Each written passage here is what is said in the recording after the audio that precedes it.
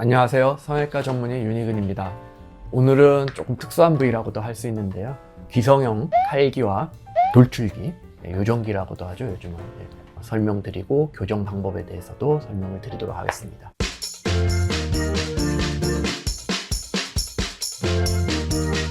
먼저 칼기를 설명을 드리자면은 귓볼이 보통 이렇게 도톰하게 이렇게 조금 처져 있는 동그란 모양이어야 되는데 이런 것이 칼 모양으로 일자로 딱 달라붙어서 칼처럼 보인다. 귓볼이 별로 없는 그런 귓볼을 칼기라고 얘기를 합니다.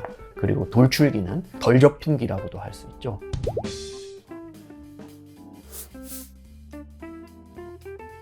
이런 경우를 돌출기 또는 요정기라고 이렇게 표현합니다. 수술을 꼭 해야 하는 시기가 정해져 있는 것은 아니고요.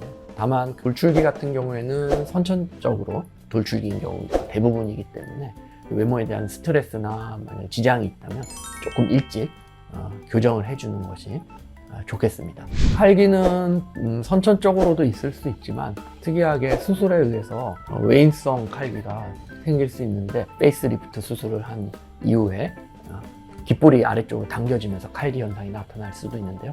피부를 많이 당겨서 이렇게 고정하게 되는데 반대로 이 귓볼 부분에서 당겨 올린 피부가 귓볼 부분을 아래로 잡아당기면서 칼기 변형이 생길 수가 있습니다. 안면거상술을 다시 재수술을 하면서 조금 더 당겨 올려주면서 고정을 다시 하는 방법도 치료 방법이 될 수 있습니다. 수술 후 상처만 안정된 다음에는 언제든지 교정할 수 있습니다.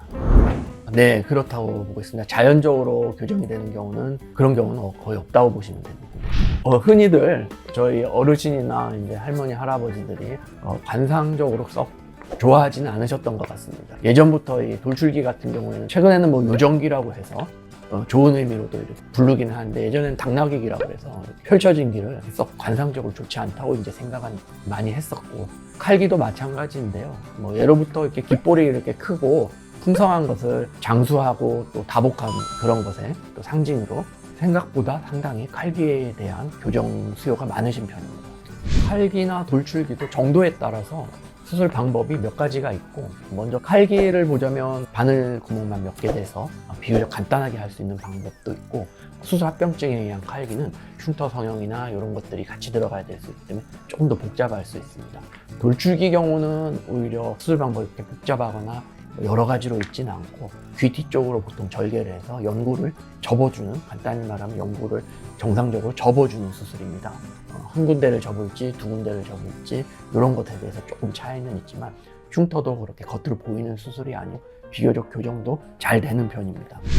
부작용이라고 한다면 가장 흔하다고 하면은 재발이라고 할 수 있을 것 같습니다. 수술 방법이 간단한 대신에 재발률이 조금 높을 수가 있고요.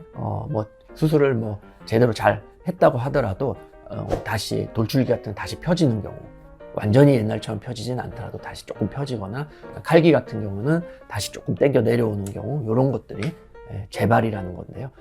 재발이라고 해서 다시 재수술을 하는 것이 그렇게 어렵거나 하지는 않습니다. 하지만 재발에 대한 것은 알고는 계셔야 될 것 같습니다. 흉터는 귀 수술 대부분 흉터가 그렇게 심각하게 문제가 되는 경우는 거의 없습니다.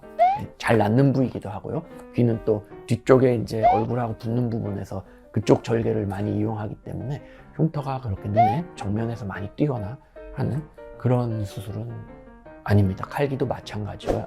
다만 칼기는 수술에 의한 칼기일 경우에는 흉터에 당기는과 함께 이렇게 같이 오는 경우가 많기 때문에 그런 경우에는 흉터 성형이 같이 이루어져야 하고 그런 경우에도 흉터는 귓볼 주변으로 최대한 이렇게 가리는 수술 디자인을 합니다. 칼기와 돌출기에 대해서 궁금한 점이 많이 해결이 되셨나요? 다음에도 더 좋은 내용으로 다시 찾아뵙겠습니다.